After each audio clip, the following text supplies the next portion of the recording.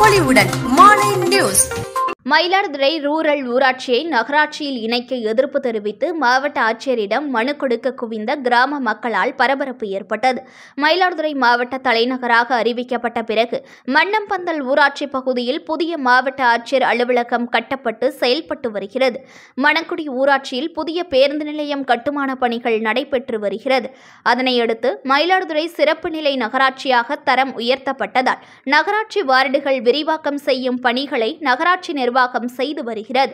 அதன் அடிப்படையில் மயிலாடுதுறை நகராட்சியை ஒட்டியுள்ள ரூரல் ஊராட்சியை நகராட்சியுடன் இணைப்பதற்கான ஆயத்த பணிகள் நடைபெற்று வருகிறது. இதனை அறிந்த மயிலாடுதுறை ரூரல் ஊராட்சியைச் சேர்ந்த 100க்கும் மேற்பட்ட பொதுமக்கள் ரூரல் ஊராட்சியை மயிலாடுதுறை நகராட்சியில் இணைப்பதற்கு எதிர்ப்பு தெரிவித்து கிராம தலைவர் தியாகராஜன் தலைமையில் பெண்கள் உள்ளிட்ட கிராம மக்கள் 300க்கும் மேற்பட்டோர் மாவட்ட ஆட்சியர் அலுவலகத்தில் மனு அளிக்க குவிந்தனர். மக்கள் குறைதீர் கூட்டம் என்பதால் அதிக அளவில் மக்கள் மனு கொடுக்க வந்த நிலையில் ஒரே கோரிக்கைக்காக அதிகமான பொதுமக்கள் திரண்டதால் அவர்களை வாயிலில் போலீசார் தடுத்து நிறுத்தி முக்கியமானவர்களை மட்டும் உள்ளே செல்லுங்கள் என்று கூறினர்.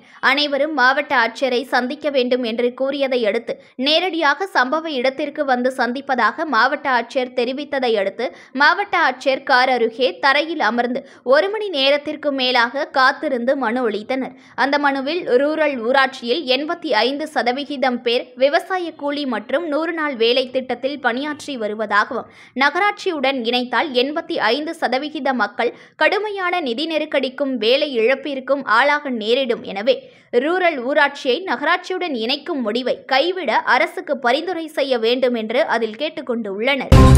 புது பொலிவுடன் மார்னிங் நியூஸ்.